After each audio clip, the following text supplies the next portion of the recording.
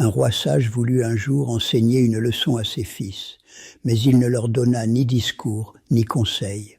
À l'aube, il ordonna à ses hommes de placer un immense rocher au milieu de la route principale du royaume. Puis il monta au sommet d'une tour avec ses fils, et il attendit. Il voulait voir non pas ce que les hommes diraient, mais ce qu'ils feraient. Les premiers à arriver furent les courtisans riches, habillés de soie, orgueilleux, habitués au confort. En voyant le rocher, ils levèrent les bras au ciel, ils maudirent le roi pour l'état des routes, et repartirent indignés. Puis vinrent des moines, ils regardèrent la pierre avec sérénité. Ils virent dans l'obstacle un signe divin, ils louèrent le ciel et contournèrent la difficulté. Ensuite arriva un chevalier, fidèle, discipliné, respectueux des règles. Il observa le rocher et jugea qu'il n'était pas de son rôle de le déplacer.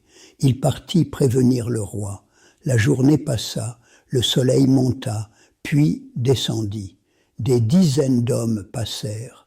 Tous virent le rocher, aucun ne le déplaça. Puis vint un paysan, fatigué, silencieux, couvert de poussière.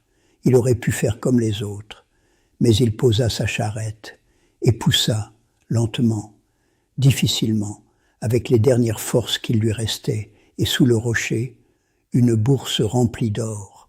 Le roi se tourna vers ses fils et dit « Les obstacles ne bloquent pas le chemin, ils sont le chemin. » Le roi ne parlait pas seulement à ses fils, il parlait à nous. Aujourd'hui, les rochers ne sont plus posés sur des routes poussiéreuses, ils apparaissent sous d'autres formes, un projet difficile, une critique, une perte, un refus, une responsabilité que personne ne veut assumer. Et la réaction des hommes n'a pas changé depuis des siècles. Certains accusent le système, d'autres cherchent une signification abstraite. Certains attendent qu'une autorité intervienne, peu agissent. Le monde moderne récompense ceux qui commentent. Il transforme en spectacle ceux qui se plaignent, mais il appartient encore à ceux qui déplacent les pierres. Regarde autour de toi, la plupart des opportunités sont cachées sous un inconfort. La discipline, l'effort, la responsabilité. Nous vivons dans une époque où l'on évite l'effort dès qu'il devient inconfortable. On contourne, on reporte, on rationalise.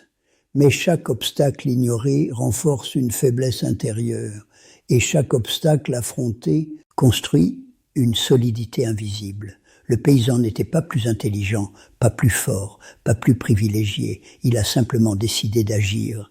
Et cette décision, dans n'importe quelle époque, sépare les spectateurs des bâtisseurs. Alors la prochaine fois que tu rencontreras un obstacle, ne demande pas « Pourquoi est-il là ?» Demande-toi « Que deviendrai-je si je le déplace ?» Parce que la récompense n'est pas toujours l'or. Souvent, la récompense est la personne que tu deviens en le faisant.